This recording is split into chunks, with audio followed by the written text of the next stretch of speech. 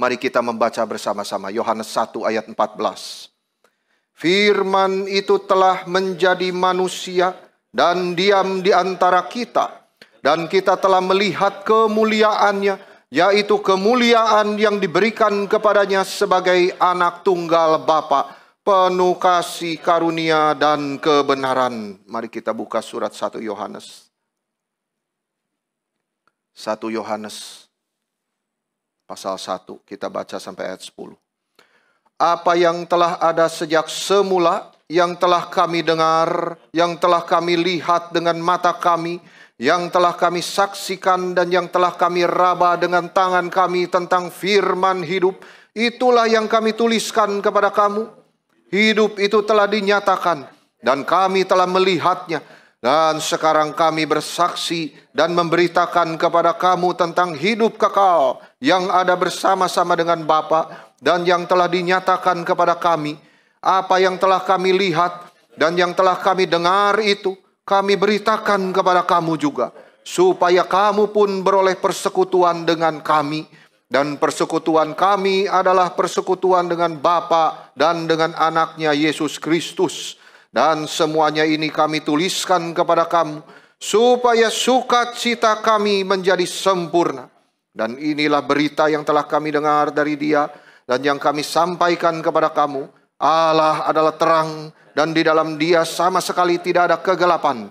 Jika kita katakan bahwa kita beroleh persekutuan dengan Dia, namun kita hidup di dalam kegelapan, kita berdusta, dan kita tidak melakukan kebenaran. Tetapi jika kita hidup di dalam terang sama seperti Dia ada di dalam terang, maka kita beroleh persekutuan seorang dengan yang lain. Dan darah Yesus anaknya itu menyucikan kita daripada segala dosa. Jika kita berkata bahwa kita tidak berdosa, maka kita menipu diri kita sendiri dan kebenaran tidak ada di dalam kita. Jika kita mengaku dosa kita, maka Ia adalah setia dan adil, sehingga Ia akan mengampuni segala dosa kita dan menyucikan kita dari segala kejahatan. Jika kita berkata bahwa kita tidak ada berbuat dosa, maka kita membuat Dia menjadi pendusta dan firman-Nya tidak ada di dalam kita. Saudara-saudara, ketika kita mendengar kata sukacita, kita sering menghubungkannya dengan sesuatu kejadian. Ya, entah itu kelahiran bayi, ataukah itu pesta, liburan, hadiah. Tetapi hari ini firman Tuhan mengalihkan konsep kita tentang sukacita itu kepada firman yang menjadi manusia. Dialah sumber sukacita kita. Yohanes berkata, Ia sudah ada sejak semula. Ia bukan ada sejak Natal. Ia sudah ada sejak kekekalan itu. Yohanes menyaksikan firman hidup itu kepada kita semua, supaya sukacita kita menjadi sempurna. Dia bersaksi tentang firman itu yang menjadi manusia. Untuk apa? Supaya sukacitamu menjadi penuh, total, sempurna adanya. Yohanes mendengar ini dari Yesus sendiri. Kita sering pikir bisa sukacita kalau mimpi kita tercapai. Tetapi Yohanes berkata, siapa yang percaya kepada Kristus akan mendapat sukacita. Karena hidup kekal itu ada di dalam persekutuan dengan Bapa dan anaknya Yesus Kristus. Yohanes ayat keempat, dia bilang begini, semuanya ini untuk apa saya tuliskan? Saya tuliskan kepadamu supaya sukacitamu menjadi sempurna. Kristus. Ketika kekhawatiran memenuhi hati kita, apakah kita cukup mengatakan jangan khawatir? Ya, senang-senang saja. Don't worry, be happy. Itu lagu tahun 80-an terkenal banget. Don't worry, be happy. Dunia mencoba berbagai macam cara mencari sukacita. Yesus justru berjanji kepada kita, kamu punya sukacita itu. Kamu punya sukacita itu. Injil itu menghasilkan sukacita, saudara-saudara. Kita semua punya hari-hari yang buruk. Iya, benar. Terus berputar. Kadang di bawah. Kadang kita memberikan pesan kepada dunia itu. Bahwa mengikuti Yesus itu mengecewakan. Ya, terpaksalah. Ikut saja. Yang penting nanti mati masuk surga. Tidak ada sukacita, tidak ada gairah untuk melayani Kristus Yesus. Yohanes yang menulis supaya sukacitamu itu penuh. Dia sendiri mengalami derita yang berat. Mau dilempar ke minyak yang panas. Mau digoreng, tidak jadi mati. Tuhan menolong dia. Akhirnya dia dibuang ke Pulau Patmos. Tetapi sukacita itu terus penuh mengalir di dalam tulisan dia. Dan itu pesan bagi kita semua yang disampaikan oleh dia. Yohanes hidupnya memang tidak senang. Tetapi dia mengalami sukacita surgawi itu. Saya tidak akan bosan berkata tentang sukacita itu, saudara. Sebagai sesuatu yang gaib. Sukacita itu supernatural. Itu berbeda dengan dunia ini. Dengan kesenangan semua aktivitas dalam dunia ini. It's different. Sukacita itu keluar dari hati. Dari sumbernya. Kristus di hati kita. Itu sukacita mengalir keluar. Sukacita bukan dari dunia. Sukacita turun dari surga. Manusia di dalam dunia tidak ada sukacitanya. Sekarang senyum. Besok nangis. Dan benar, senyumnya itu tidak ada senyum di dalam hati. Saudara-saudara, Yohanes berkata kalau kita punya persekutuan dengan firman yang menjadi manusia itu, kita akan bersukacita. Pasti harus bersukacita. Bukan soal cita-cita kita tercapai, bukan soal bisnis untung besar, itu semua hanya sementara saja. Firman Tuhan berkata, sukacita sejati terjadi kalau kita punya persekutuan dengan Bapa melalui Kristus Yesus yang mengampuni dosa-dosa kita.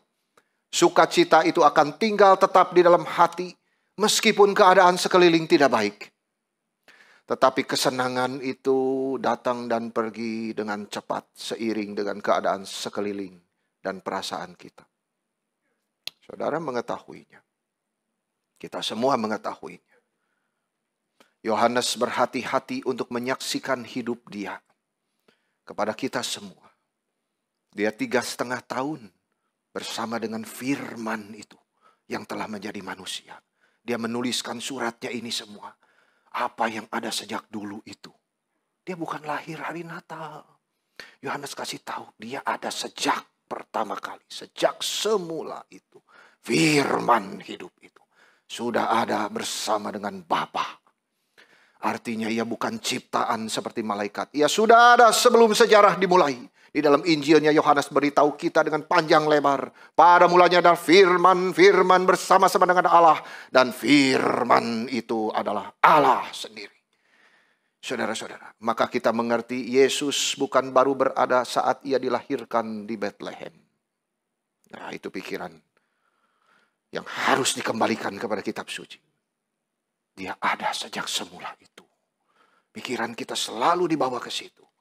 Saudara-saudara, Yesus adalah Allah. Ketika kita melihat hiasan Natal, kartu lah, pohon lah, dekor, kita sadar Yesus adalah Allah yang menjadi manusia. Sumber sukacita kita. Yohanes mau menyaksikan Yesus itu. Dia sudah mendengar langsung suaranya. Dia pernah bahkan meraba dia. Tubuhnya. Dia bersama-sama dengan firman itu. Dia lihat dengan matanya sendiri. Dia saksikan itu di suratnya ini. Dan kita punya persekutuan dengan dia. Dan itulah sukacita kita yang sempurna. Tidak mungkin digoyahkan oleh apapun, saudara. Persekutuan dengan Bapa melalui Kristus Yesus. Tidak ada sukacita di luar persekutuan dengan Kristus. Kita tidak akan pernah mengerti sukacita sebelum kita mengenal Yesus Kristus. Kristus adalah sumber sukacita kita. Kita tidak mungkin bersukacita kalau kita tidak sungguh-sungguh mengenal Kristus. Kita ikut kebaktian Natal puluhan kali tidak akan bisa bersukacita kalau tidak ada relasi dengan Kristus. Kristus adalah pusatnya, saudara-saudara. Sumber sukacita kita. Ia adalah yang awal dan yang akhir. Yohanes mengajak kita untuk memiliki persekutuan yang erat, yang intim dengan Kristus. Itu sebab saudara-saudara, jika di antara saudara yang masih ragu-ragu juga imannya untuk percaya Yesus, percayalah sekarang. Kristus sudah mati untuk dosa-dosamu. Kembalilah kepada Dia, bertobat, cintailah Tuhan. Percayalah kepada Dia yang sudah mati untuk dosa-dosamu. Tetapi kalau saudara berkata, oh saya sudah percaya Yesus, tetapi kenapa saya tidak bisa bersuka cita? There is no joy in my heart. Saya sudah ikut kebaktian setiap minggu, baca firman, melayani Tuhan, tetapi susah bersuka cita. Why? Saya khawatir terus, takut, banyak menyimpan kepahitan, ini dan itu. Kenapa Tuhan? Puji Tuhan saudara, karena surat Yohanes tidak berhenti di situ. Ia meneruskan di ayat yang kelima. Begini bunyinya. Allah adalah terang. Dan di dalam Dia sama sekali tidak ada kegelapan. Artinya saudara, Yohanes berkata bahwa ada sesuatu yang merampas sukacita orang Kristen. Saya ingin mengajak saudara merenungkan 3 hal yang mengganggu sukacita kita sebagai orang Kristen. Yang pertama ialah dosa. Sin. Yohanes berkata, inilah berita yang telah kami dengar dari Dia. Dan yang kami sampaikan kepada kamu. Allah adalah terang dan di dalam Dia sama sekali tidak ada kegelapan. Jika kita katakan bahwa kita beroleh persekutuan dengan Dia, namun kita hidup di dalam kegelapan, kita berdusta dan kita tidak melakukan kebenaran. Saudara-saudara, inilah rahasianya. Kenapa tidak bisa bersuka cita? Firman Tuhan berkata, karena engkau hidup di dalam kegelapan. That is why. Kalau kita mengakui kita sudah percaya Yesus, tetapi masih hidup di dalam kegelapan, maka kita tidak mungkin bersuka cita. Karena terang dan gelap tidak mungkin bersatu. Apa itu hidup di dalam kegelapan, saudara-saudara? Apakah mungkin kita sudah mengaku percaya tapi masih berdosa? Justru firman itu menjadi manusia supaya kita punya pengharapan untuk hidup di dalam terang. Dosa itu bukan kata yang enak untuk didengar, saudara. Oleh banyak orang di dunia ini. Padahal dosa itu banyak sekali dicatat di dalam kitab suci. Ada orang Kristen yang menganggap dirinya sudah bebas daripada dosa. Tetapi ketika ditanya-tanya, dia mempertahankan pendapatnya itu sampai marah-marah. Saudara-saudara, dia tidak pernah sadar marah-marah itu saja sudah dosa. Orang Kristen meski mati bagi dosa, tetapi bukan kebal terhadap dosa. Kita harus memiliki pengertian, saudara-saudara, apa artinya hidup di dalam kegelapan itu. Kita yang sudah percaya Kristus, kita sama-sama mati bersama Kristus bagi dosa, tetapi bukan kebal terhadap dosa. Dosa itu kuasa seperti raja yang menguasai. Dan kita yang diperbudak, upahnya cuma satu, saudara, yaitu kematian. Tetapi setelah kita percaya Yesus, rohnya berdiam di dalam diri kita. Dosa bukan lagi raja kita. Harus diingat. Dosa bukan lagi raja kita. Kita sudah dibebaskan oleh roh Kristus Yesus. Kita meninggikan kerajaan, kita sudah meninggalkan kerajaan kegelapan itu. Dan meninggikan kerajaan Kristus. Kita hidup menjadi warga kerajaan Kristus. yang terang dan penuh anugerah. Itu sebabnya kalau kita mati bagi dosa, kita tidak bisa hidup terus di dalam dosa. Karena itu menjadi pengkhianatan bagi identitas kita yang sudah menjadi ciptaan baru di dalam Kristus. Sebagai orang Kristen, seringkali kita punya konsep yang salah tentang dosa. Bagaimana kuasa dosa itu sudah dihancurkan, tetapi kita masih saja bisa berdosa dan terus bergumul dengan kedagingan ini. Remnants of sins. Saudara Martin Luther itu bilang, kalau kita manusia yang sudah punya darah Kristus, percaya kepada Kristus itu tidak langsung total, langsung dosanya itu hilang menjadi sempurna. Tidak, masih ada sisa-sisa dosa itu di dalam daging kita. Saudara bayangkan ya, seseorang yang dilepaskan daripada kecanduan. Ya, kecanduan apapun itu saudara-saudara. Apakah dia langsung menjadi sempurna? Tidak. Dia mungkin tubuhnya sudah rusak. Dia tidak bebas daripada godaan. Tetapi kuasa kecanduan itu sudah dihancurkan. Dia bebas untuk memulai hidup yang baru. Untuk memilih tidak melakukan apa yang dulu dia lakukan. Dan terus bertumbuh. Jadi saat dia dibebaskan daripada kecanduan itu, efeknya tetap ada. Dan tarikan hidup yang lama itu tetap ada. Itu sebabnya kewaspadaan itu terus harus ada. Tetapi kecanduan itu sudah dihancurkan energinya, kuasanya, powernya itu tidak lagi mendominasi hidup kita. Kita tidak lagi menginginkannya hidup yang lama itu. Dosa itu bukan lagi bagian daripada hidup kita. Tetapi di dalam keadaan kita tidak mau hidup yang lama, kita masih belum dibebaskan sepenuhnya daripada pengaruhnya yang terus ada.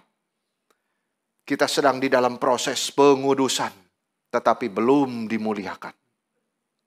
Kita sudah bebas daripada kuasa dosa yang jahat, tetapi kita belum bebas dari kehadirannya yang terus menggoda kita. Itu sebabnya kita semua harus berjuang melawan pengaruhnya itu di dalam selama sisa hidup kita. Saudara-saudara, kita tidak boleh suka merasionalisasikan dosa dan memperhalus itu. Kalau kita selalu pikir, oh Allah itu penuh belas kasihan, Dia tidak akan menghukum kita. Di sini kita pertama kali sudah jatuh ke dalam jebakan rasio kita sendiri. Disinilah kita pelan-pelan akan ditarik lagi kepada cara-cara hidup yang lama itu. Lalu kita menamakan dosa dengan nama yang lain. Nama yang seolahnya akademik. Dosa menjadi penyakit. Ketamakan menjadi good life. Tidak taat menjadi kekurangan. Saudara-saudara, dosa itu adalah dosa. Dan itu merusak hubungan kita dengan Tuhan. Sin itu singular, tidak pakai S-nya saudara. Itu adalah yang sudah dihancurkan oleh kuasa itu. Tetapi sins yang ada S-nya itu, yang mengalir keluar itu, masih ada tarikan-tarikan itu terus. Yang bisa merusak hubungan kita dengan Tuhan. Terang dan gelap tidak mungkin bersatu. Jika kita hidup dalam kegelapan, kita tidak bisa bersuka cita. Kalau kita menyimpan dosa-dosa tertentu, mungkin orang lain tidak tahu, saudara. Tuhan tahu. Tidak ada yang bisa disembunyikan di hadapan Tuhan. Kita sekarang banyak pakai masker di masa pandemi ini. Kita jadi tidak tahu muka yang asli itu dengan jelas. Cover. Kalau zaman dulu seorang aktor yang hebat itu saudara disebut Hippocrates. Hipokrit. Sekarang jadi munafik. Itu kalau dia main sandiwara saudara-saudara di depan orang banyak. Pura-pura menjadi orang yang bukan dia. Sesuatu yang bukan dirinya.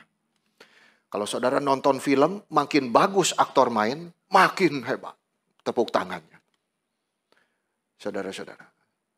Tetapi itu tidak bisa terjadi di dalam hidup rohani. Itu film. Tetapi di hadapan Tuhan kita tidak bisa memakai masker. Tuhan tahu.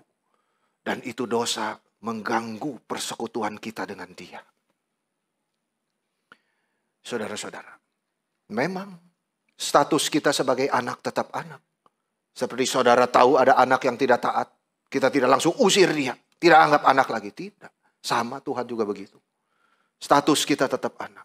Tetapi yang kacau adalah relasi kita dengan Tuhan. Saudara jadi malas baca firman.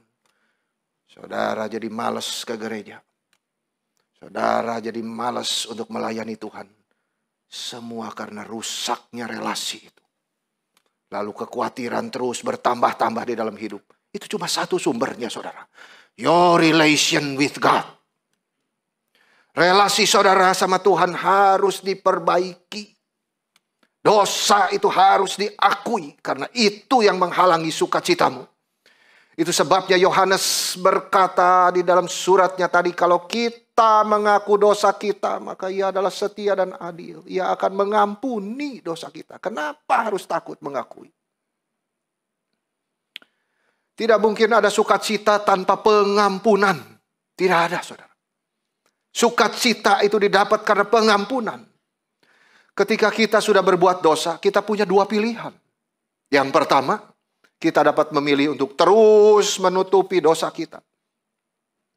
Kita dapat menyembunyikannya, menyangkalnya, dan berbohong kepada Tuhan, kepada orang lain, kepada diri sendiri tentang hal itu. Amsal 28 ayat 13. Siapa menyembunyikan pelanggarannya tidak akan beruntung. Tetapi siapa mengakuinya, bukan hanya mengakuinya, saudara, meninggalkannya akan disayangi. Pilihan yang kedua adalah bukan kita sembunyikan dosa, tapi kita mengakui dosa kita. Akui kepada Tuhan dan terus terang di hadapannya dan dengan kita sendiri. Tidak ada kelepasan bagi rasa bersalah tanpa pengakuan. Karena kita berdosa itu kepada Tuhan, itu sebabnya kita harus datang kepada Tuhan dan memohon pengampunannya. Ketika itulah persekutuan kita dengan Allah dipulihkan. Firman Tuhan berkata, jika kita mengaku dosa kita, maka Ia akan mengampuni segala dosa kita dan menyucikan kita daripada segala kejahatan. Saudara-saudara, apa itu kejahatan? Menyucikan kita daripada kejahatan itu. Itu surat Yohanes sendiri berkata, saudara. Itu nafsu dunia. Itu kedagingan. Dua hal ini yang bisa membutakan mata kita. Kita bisa pikir hidup itu baik-baik saja. Tapi sebenarnya tidak. Kita pikir hidup itu tenang. Sudah senang, saudara. Sebenarnya tidak demikian. Itu sebabnya Yohanes bilang di ayat 11. Orang seperti ini tidak tahu kemana dia pergi. Karena kegelapan itu sudah membutakan mata rohaninya. Arah hidupnya tidak jelas. Dia bernikmat di dalam mata jasmani. Dia pikir saya baik-baik saja. Anak saya baik-baik saja. Tetapi dia tidak sadar hatinya sudah makin jauh dari Tuhan. Maka dia tidak bisa bersuka cita. Saudara, kepekaan ini harus ada. Karena orang yang menjauh dari Tuhan itu bukan langsung menjauh. Tetapi ada step-stepnya. Dimulai dari hati yang terluka. Dimulai dari hati yang tersinggung. Langsung jadi semua. Pelan-pelan dibawa terus. Makin jauh. Bukan dari saudaramu. Dari sama Tuhan. Di hari Natal ini kita diingatkan kembalilah kepada Tuhan, saudara. Mendekatkan diri kita, mencari Dia, mengakui dosa kita. Karena tidak mungkin sukacita ada di dalam hati kalau kita masih menyimpan dosa. Tidak ada solusi lain untuk menghilangkan rasa bersalah yang menghantui hati kita itu. Kecuali pengampunan oleh darah Kristus. Dan ketika kita mengakui dosa kita, Tuhan akan mengampuni. Dan sebagai gantinya, Ia akan memberikan sukacita itu. Biarlah hari Natal ini menjadi hari di mana saudara mendapatkan sukacita di dalam Tuhan. Yang sedia mengampuni saudara. Serahkan hidup kepada Tuhan, percaya kepada Dia, dan ikutlah kehendak Dia. Inilah jalan yang pertama menuju kepada sukacita surgawi. Mengakui dosa kepada Tuhan. Jangan mengimpen dosa di dalam hatimu. Yang kedua, apa yang merintangi sukacita kita? Tidak ada kasih kepada saudara seiman. Atau kurangnya kasih kepada saudara seiman. Yohanes berkata di pasal 2 ayat 9. Barang siapa berkata bahwa ia berada di dalam terang, tetapi ia membenci saudaranya. Ini saudara seiman sendiri maksudnya. Ia berada di dalam kegelapan sampai sekarang. Selama ada kebencian, tidak mungkin ada sukacita, saudara-saudara. Kalau kita menyimpan kebencian, berapa besar sukses pun tidak ada gunanya. Karena kebencian itu justru menjadi bom yang menghancurkan sendiri. Yohanes mengatakan barang siapa membenci saudaranya, dia sedang menyebabkan dirinya sendiri jatuh. Itu sebabnya dia tidak boleh menyalahkan siapapun di luar karena penyebabnya berada di dalam hatinya sendiri yang penuh kebencian itu. Kita harus belajar mengasihi, mengampuni saudara seiman kita. Itu syarat untuk hidup kita mempunyai sukacita. Kalau kita dikuasai kebencian, menunjuk dosa orang, kita tidak mungkin bisa bersukacita.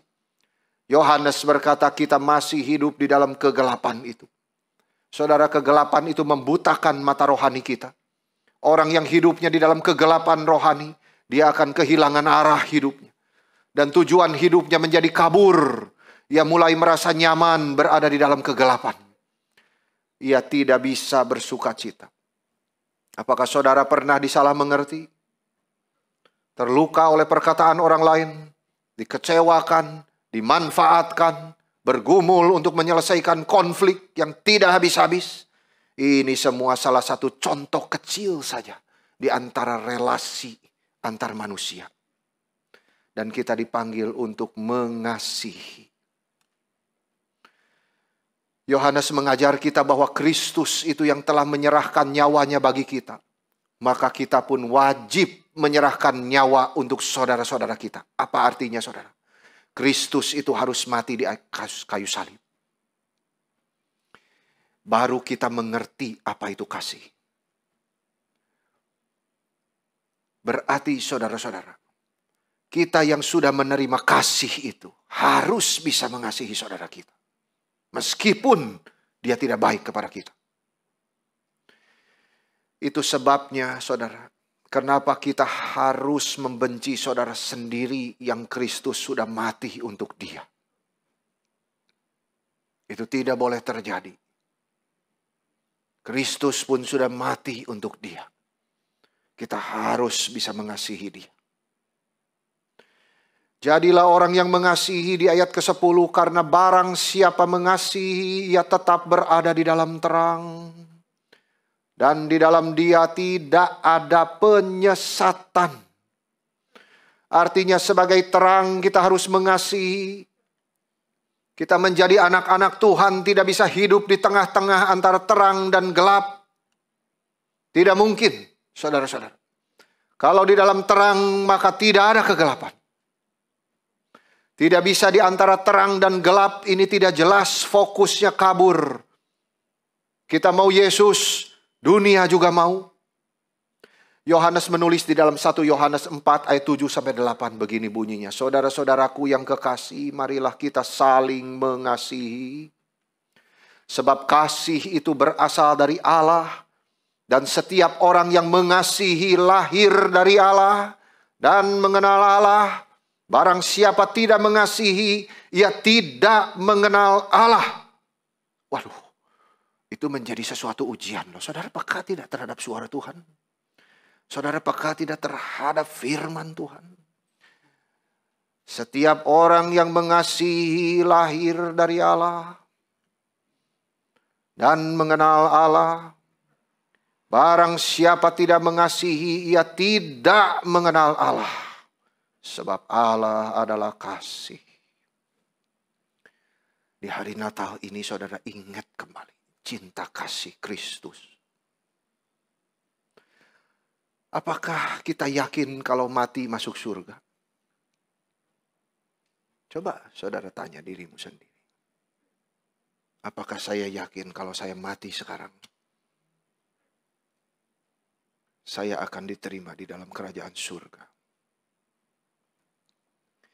Memang urusan surga neraka itu adalah urusan Tuhan, saudara-saudara. Tetapi sedikit banyak kita bisa menguji diri dengan apa, saudara? Kasih. Kita punya kasih tidak?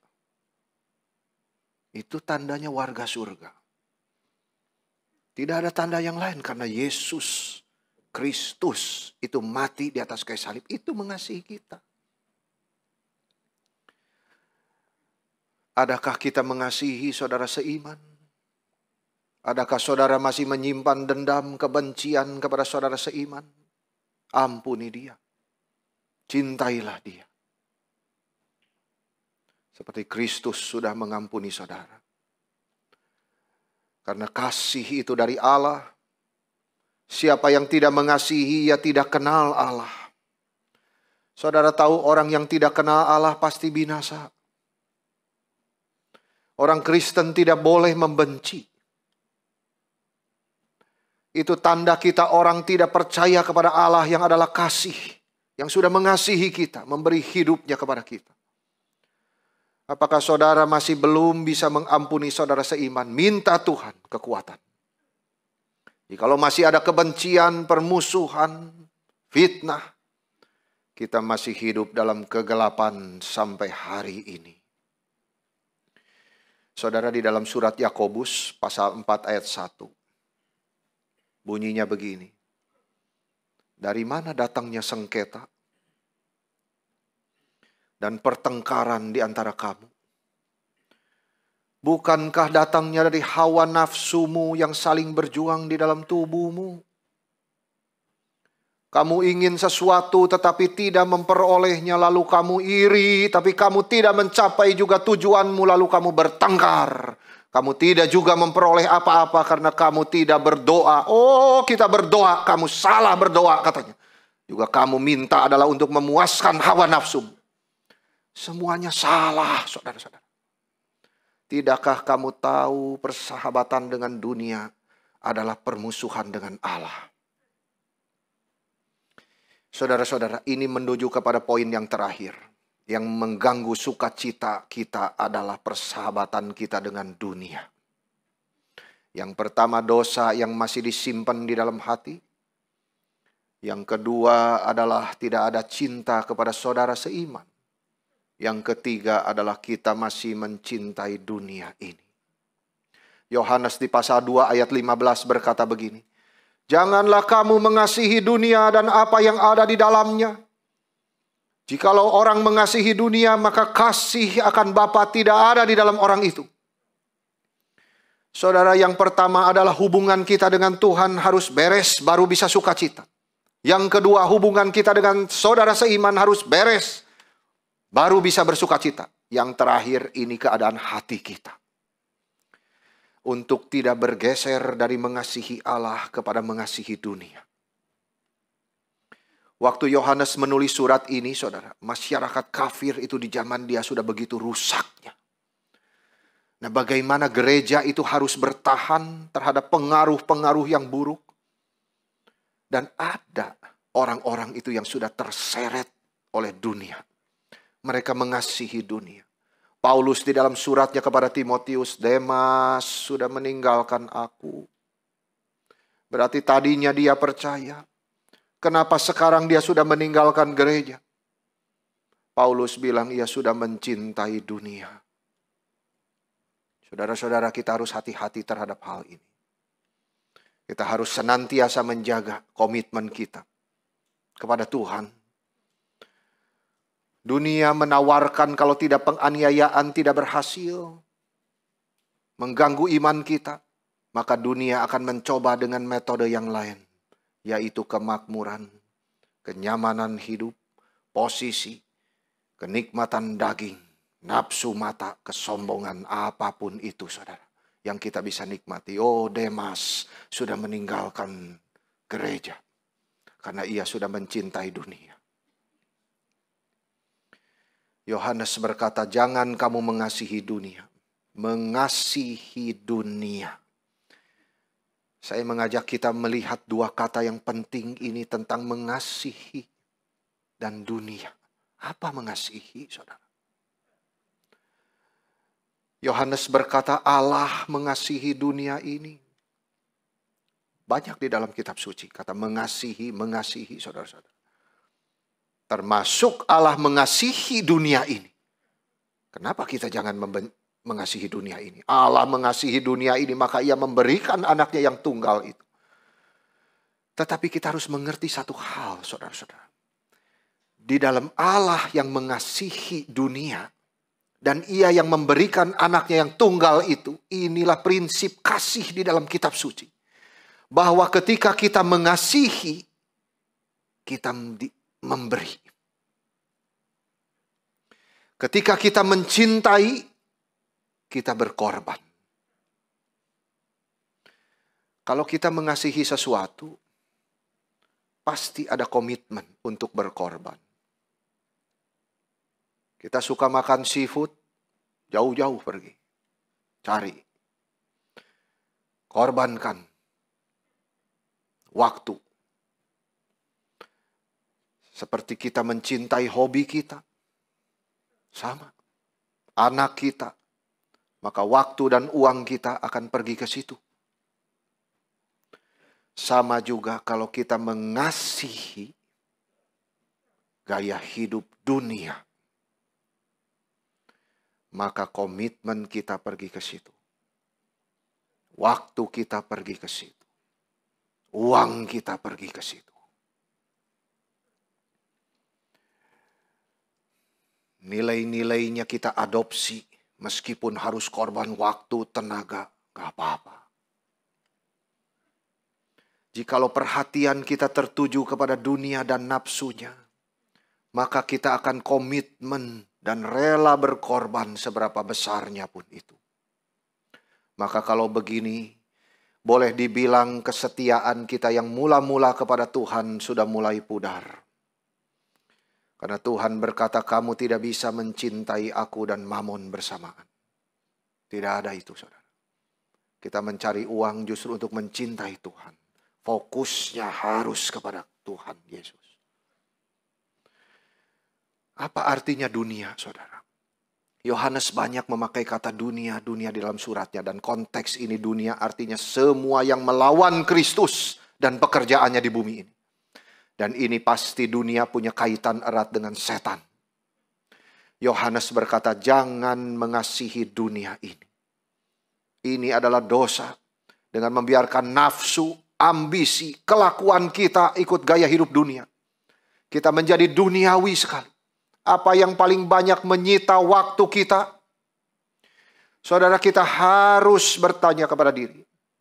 Di dalam konsep mengasihi tadi, kita rela korbankan. Kita rela berikan sesuatu kepada apa yang kita kasihi. Apa yang paling banyak menyita waktu saudara. Apa yang paling saudara korbankan di dalam hidup ini. Itu mencerminkan apa yang saudara kasihi. Apa yang saudara paling ingat sebelum pergi tidur malam-malam. Apa yang saudara paling ingat ketika bangun pagi-pagi. Itu semua sudah bawah sadar terus begitu diulang-ulang setiap hari. Dan itulah yang saudara kasih. Sudahkah kita semua terseret gaya hidup dunia? No, firman Tuhan bilang jangan. Kembalilah kepada Kristus. Yang sudah lahir, yang sudah mati, yang sudah bangkit, yang sudah naik ke surga. Cintailah dia. Jadikanlah dia fokus dalam hidupmu. Pengorbanan kita semuanya untuk dia. Kita korbankan waktu, tenaga, pikiran itu untuk siapa, saudara? Itu bukan untuk kita, untuk Tuhan semuanya. Apa yang terakhir kita pikirkan waktu sebelum tidur itu mencerminkan apa yang kita kasihi.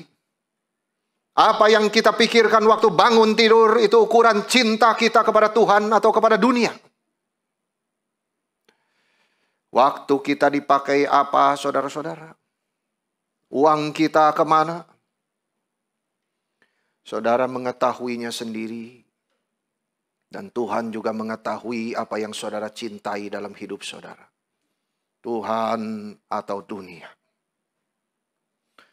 Saya mengajak kita melihat apa saja hal-hal yang termasuk di dalam dunia itu di dalam tulisan Yohanes sendiri. Di dalam Yohanes 2 ayat 16. Semua yang ada di dalam dunia. Semua yang ada di dalam dunia yaitu keinginan daging. Keinginan mata. Dan keangkuhan hidup. 3 hal. Keinginan daging, keinginan mata, dan keangkuhan hidup. Semuanya berkaitan. Yohanes berkata itu bukan berasal dari Bapa melainkan dari dunia. Perhatikan 2 hal yang dikatakan oleh firman Tuhan ini, saudara. Keinginan daging, keinginan mata itu di dalam. Lalu menghasilkan keangkuhan hidup itu keluar. Saudara yang terus menjalankan keinginan nafsu yang mendaging, yang mendunia itu. Tidak heran hidupnya terus untuk dilihat orang. Menyombongkan dirinya. Saudara-saudara, ini 2 hal yang dikatakan di dalam firman. 1 di dalam, 1 keluar. Yang di dalam hati adalah keinginan daging dan mata. Yang keluar, yang dilihat oleh orang, itu tindakan kesombongan. Saudara ingat Farisi. Farisi itu orang yang saleh menurut dunia ini.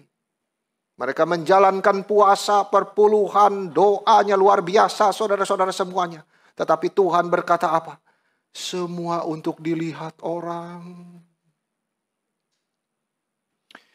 Saudara-saudara, mereka melakukan semua tindakan kesalehan. Korban waktunya luar biasa. Ketika dia doa, saudara-saudara, dia kasih tahu semua kebaikan dia. Aku memberi perpuluhan. Aku berpuasa 2 kali seminggu. Saudara-saudara. Dan aku tidak seperti dia. Itu yang cilaka, saudara. Tidak pernah ada orang Kristen itu diajar untuk menunjuk dosa orang lain. Itu tidak ada, saudara. Itu yang Tuhan larang itu di dalam Farisi itu. Kita semua itu diajar untuk melihat diri. Kalau kita sudah dekat dengan Tuhan, kita selalu melihat dosa diri lebih jelas. Bukan dosa orang lebih jelas. Saudara-saudara, itu Farisi yang jelas itu. Aku tidak seperti dia, pemungut cukai itu. Saudara, orang seperti ini tidak dikenan oleh Tuhan. Ada ayat saudara di dalam Mazmur 32, saudara boleh baca nanti di rumah. Itu bahagianya orang yang dosanya diampuni oleh Tuhan. Itu yang hancur hatinya, saudara. Terakhirnya Daud itu bilang bersukacitalah dia. Bukan orang yang menyimpan dosa orang. Tidak ada itu sukacita, saudara. Tetapi orang yang meminta ampun itu dikasihani. Dan 1 kalimat daripada Tuhan. Tuhan tidak suka daripada korbanmu itu. Semua pengorbanan persembahanmu itu tidak ada artinya, saudara. Apa yang menjadi korban daripada saudara, persembahan daripada saudara yang diterima oleh Tuhan itu jiwa yang hancur. Itu, saudara. Itu kalau ada, Tuhan sangat mengindahkan hati kita. Saudara-saudara, firman Tuhan kembali di dalam Yohanes 2:16. Semua yang ada di dunia ini yaitu keinginan daging, mata, dan keangkuhan hidup bukan berasal dari Bapa melainkan dari dunia. Keinginan daging itu, saudara, itu adalah manusia lama kita. Yang tadi sudah dijelaskan itu masih ada tarikannya, godaannya. Kita bisa menghancurkan itu. Saudara-saudara. Karena kita tidak dikuasai oleh itu. Kita sudah dilepaskan, saudara-saudara, oleh kuasa darah Yesus. Saudara-saudara. Buku apa yang saudara simpan? Yang tidak boleh orang lain baca? Saudara-saudara. Adakah di dalam internet saudara menonton, saudara-saudara, film-film yang saudara sembunyi-sembunyi menonton? Sehingga merusak pikiran saudara. Saudara-saudara, itu keinginan daging. Itu manusia lama kita yang terus menyeret kita. Saudara tahu kenapa Daud jatuh? Karena dia tidak melakukan panggilan dia untuk pergi berperang. Dia malah melihat wanita telanjang. Karena kaki dia seharusnya tidak berada di situ. Tetapi dia pilih berada di situ. Saudara-saudara. Ini keinginan daging termasuk seksual dan kerakusan, ketamakan kita. Dan keinginan mata, saudara. Apa itu keinginan mata? Itu mata itu jendela hati. Ketika seorang tergoda oleh nafsunya, itu mata menjadi alat untuk berdosa. Saudara ingat Hawa tidak? Sudah tergoda. Memang dari hatinya itu. Tetapi matanya yang menjadi alat. Oh, buah ini begitu menarik hati. Saudara-saudara, berkaitan dengan mata, saya mengutip kalimat Yesus Kristus.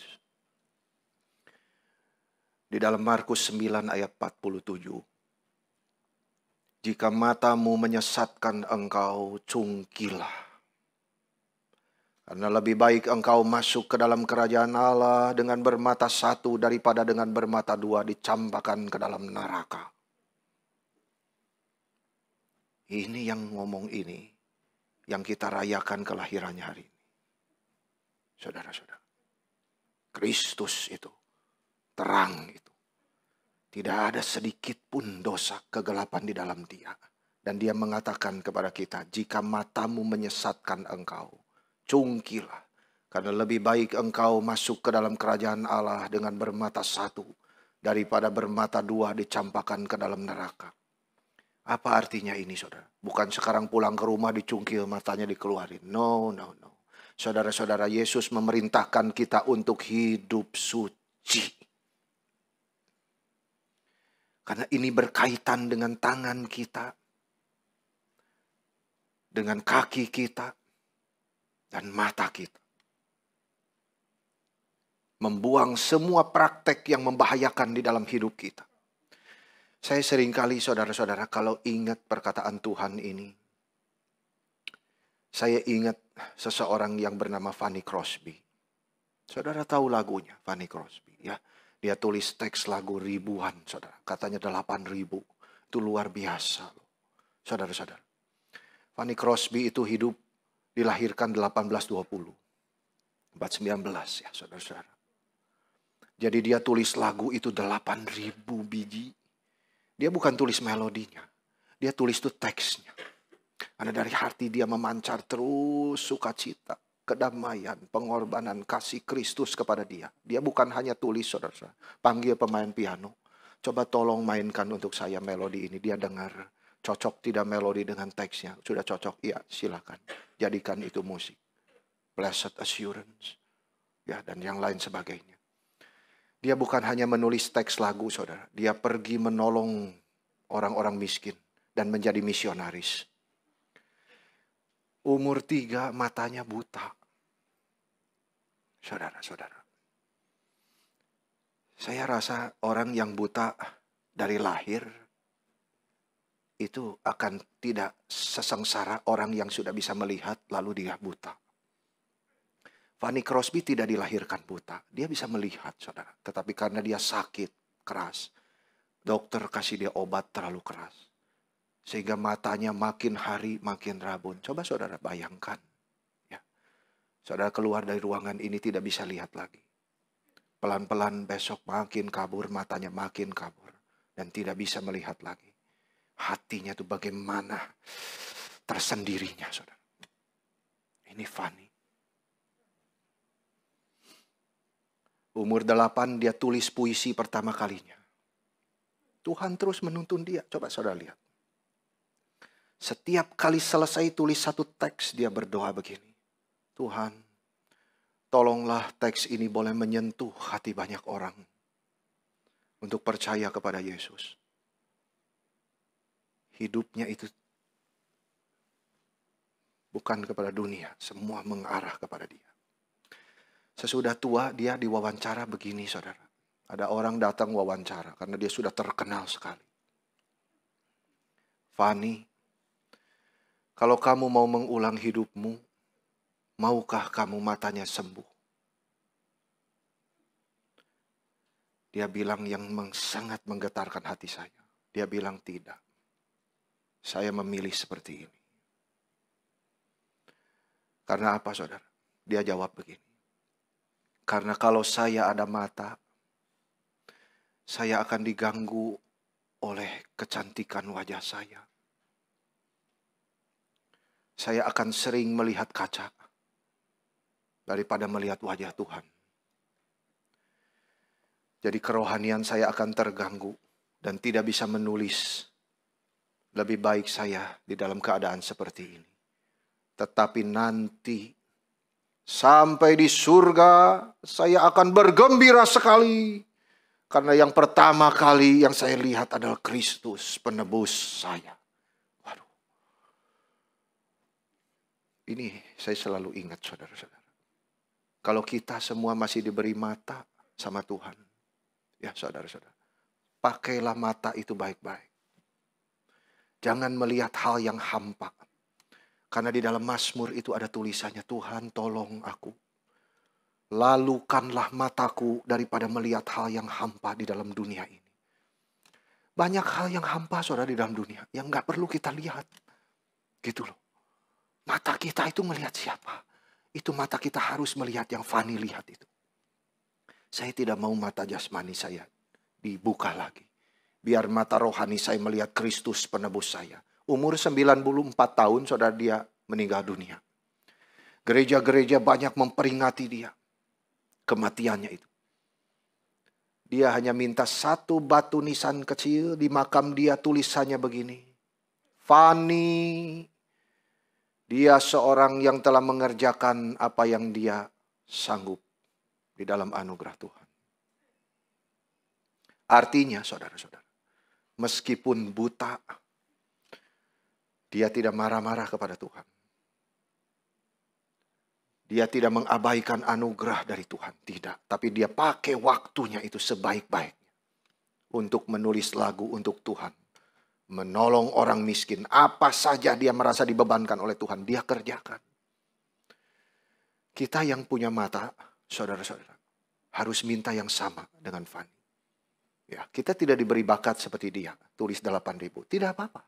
Saudara-saudara, tetapi hatinya itu seperti dia. Tuhan, tolong. Dengan mataku, aku melihat apa yang perlu. Apa yang bernilai bagi kerajaanmu. Itu yang saya ingin lihat. Sehingga hidup saya tidak sia-sia di dalam dunia ini. Saya tidak mau mencintai dunia dengan melihat hal-hal yang kotor, yang najis. Tetapi mataku melihat hal yang murni, yang suci, yang kudus. Fanny memilih melihat dengan hatinya di dalam dunia ini, saudara-saudara. Daripada punya mata, tetapi melihat terus kegemerlapan dunia dan gaya hidupnya. Di dalam Lukas 11 ayat 34. Jikalau matamu baik, maka teranglah tubuhmu. Jikalau kita semua mengaku adalah terang Kristus, itu berawal dari sini, saudara. Mata kita. Berhati-hatilah terhadap itu. Penting sekali menjaga mata kita. Karena itu pengaruhnya kepada hati dan tubuh kita. Yang ketiga, selain keinginan daging mata, lalu kesombongan, keangkuhan hidup. Inilah duniawi. Selain keinginan daging dan keinginan mata, Yohanes berkata kecenderungan hati kita untuk menyombongkan milik kita, kehebatan kita, perbuatan kita, apapun itu saudara. Kita harus belajar semua itu. Untuk Tuhan. Kita punya hidup, kita punya tenaga, pikiran, kehebatan, semua jangan lupa bawa nama Tuhan. Saudara-saudara. Ini 3 kejahatan yang dibukakan di dalam kitab suci 1 Yohanes 2 ayat 16. Pertama kali Yohanes sebelum masuk ke sini dia bicara dulu firman. Firman itu telah menjadi daging. Dia ada sejak semula tapi sekarang keinginan daging, keinginan mata, itu kesombongan, itu mengganggu sukacitamu. Itu bukan berasal daripada Allah, tapi dari dunia, yaitu dari setan-setan. Inilah yang dimaksud dunia. Kamu jangan mengasihi dunia. Kalau kita mengerjakan hal-hal ini, maka sukacita tidak mungkin ada di hati kita. Saudara-saudara, saya akan tutup begini ya. Firman Tuhan itu memberikan kita nasihat yang praktis di dalam hidup kita. Untuk bagaimana kita itu bisa mengalahkan kebiasaan kita berdosa. Saudara-saudara. Karena daya tarik itu terus ada. Dan itu mengganggu sukacita kita. Apa yang firman Tuhan katakan itu di dalam Roma 6 ayat 19. Bunyinya begini saudara-saudara. Sama seperti kamu telah menyerahkan anggota tubuhmu menjadi hamba kecemaran dan kedurhakaan yang membawa kamu kepada kedurhakaan. Demikian hal kamu sekarang harus menyerahkan anggota-anggota tubuhmu menjadi hamba kebenaran yang membawa kamu kepada pengudusan. Jadi saudara-saudara, ini kebiasaan-kebiasaan berdosa harus dihilangkan dengan cara kita mengulang, mengerjakan terus hal-hal yang kudus. Itu akan hilang, saudara-saudara. Semua kebiasaan yang lama kamu dulu menyerahkan itu anggota tubuh menjadi hamba kedurhakaan dan kecemaran. Itu membawa kamu kepada kedurhakaan. Sekarang darah Kristus sudah ada di dalam hatimu. Kamu serahkan tubuhmu itu yang dulu kamu serahkan kepada kebiasaanmu yang jelek itu. Sekarang serahkan kepada hamba kebenaran yang membawa kamu kepada pengudusan. Terus menerus dikuduskan. Saudara mau bersukacita? Jadilah hamba kebenaran. Apa maksudnya hamba kebenaran? Yang dulu kita serahkan diri kepada keinginan daging, kepada nafsu, membenci, menginginkan milik orang lain. Ini terus dikerjakan berulang-ulang menjadi kebiasaan yang membuat kita menjadi budak dosa. Sekarang tanggung jawab kita menjadi hamba kebenaran. Yaitu apa saudara? Minta Tuhan memberi kekuatan menghancurkan semua kebiasaan lama itu. Bisa. Dengan anugerah daripada Tuhan. Sama saudara. Praktisnya sama. Kalau dulu yang durhaka sering diulang. Sekarang yang suci terus diulang.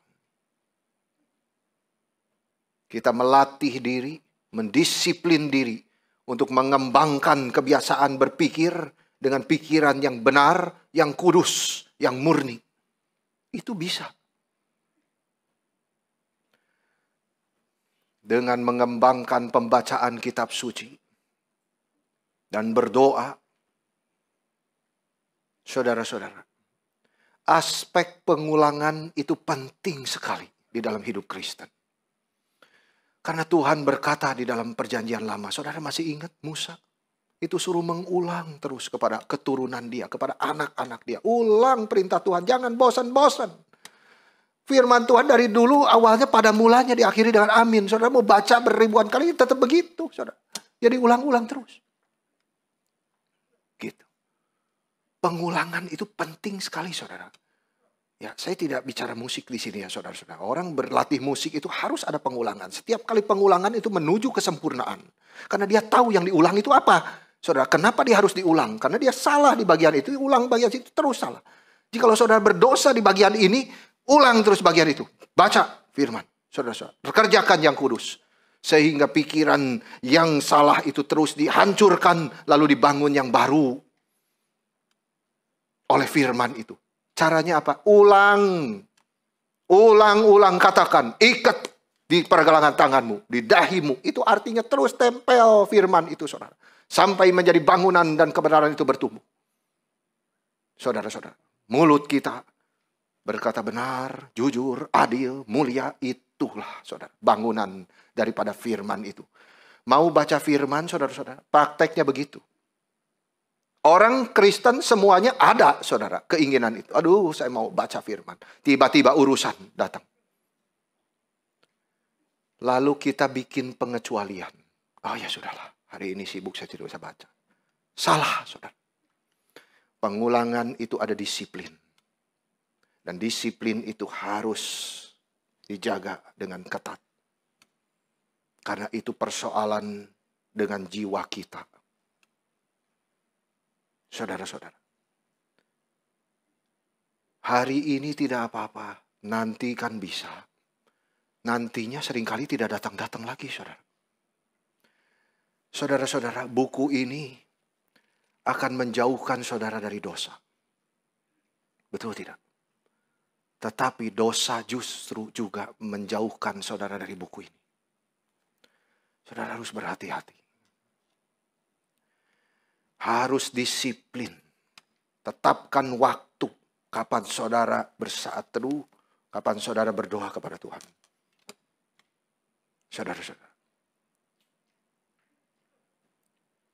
Jangan banyak pengecualian. Kalau mau baca, langsung baca. Ingat. Kalau mau berubah, harus bayar harga. Ada pengorbanan, saudara. Tidak ada pengecualian. Ada satu usaha yang tulus. Ada usaha yang tekun untuk bisa mentaati firman Tuhan itu. Kiranya Tuhan memberikan kita anugerah sukacita surgawi di hari Natal ini. 3 hal yang saudara bawa pulang.